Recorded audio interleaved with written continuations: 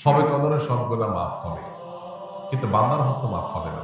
বান্দার হক বান্দার কাছ থেকে আদায় করে মাফ চেয়ে নিতে হবে, মাফ পেয়ে নিতে হবে, তা নাহলে মাফ হবে না। আমরা অনেকেই মোছে তাও দিয়া বসে আছি যে সবে কদর সব মাফ করে দিবি, তাইলে চুরি দাঁড়ি ডাকাতি 2 নম্বরে যা কিছু করলাম এক সবে কদর ইবাদত করলেই তো সব মাফ।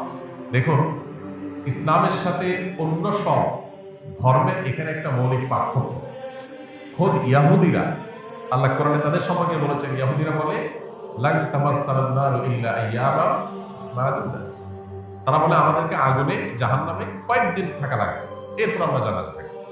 তাহলে আর অপরাধ না করার কারণ নাই, তাহলে অপরাধ না করে থাকলে কি অল্প কদিন থাকা লাগবে, অনন্তকাল আমরা জান্নাত অটোমেটিক আমাদের গ্যারান্টেড। এই জন্য তাদের অপরাধ থেকে বাঁচার কোনো গরজ নাই।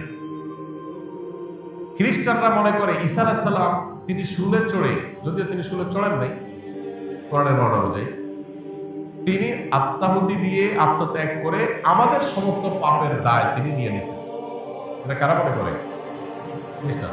যেহেতু আমাদের সমস্ত পাপের দায় উনি নিয়ে নিছেন, অথবা আল্লাহ আমরা আর কিছু করবে না, আমাদের পক্ষ থেকে আমাদের নবী নিয়ে নিছে সব।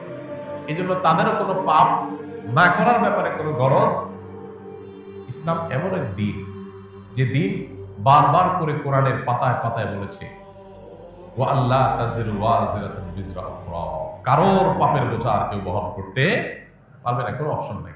তুমি পাপ করছো, তোমাকে পেতে হবে। এই জন্য একজন ইমানদার পাপ করলে সেটার প্রায়শ্চিত্ত করতে হবে। আপনি পাপ করবেন, অন্যের হক নষ্ট করবেন, আর সবে কদরে আপনারা মাফ করে দিবে। জি না, সবে কদরে আপনার ছোটখাটো গুনাহগুলো মাফ করে দিবে, কিন্তু আল্লাহর কাছ থেকে বান্দার হক নিয়ে মাফ পাইতে হলে তারটা তাকে ফেরত দিতে হবে, তার কাছে মাফ চেয়ে নিতে হবে, তারপর আল্লাহ তাআলা মাফ করবেন। অতএব এই বিষয়ে যেন আমাদের ঘাটতি না থাকে।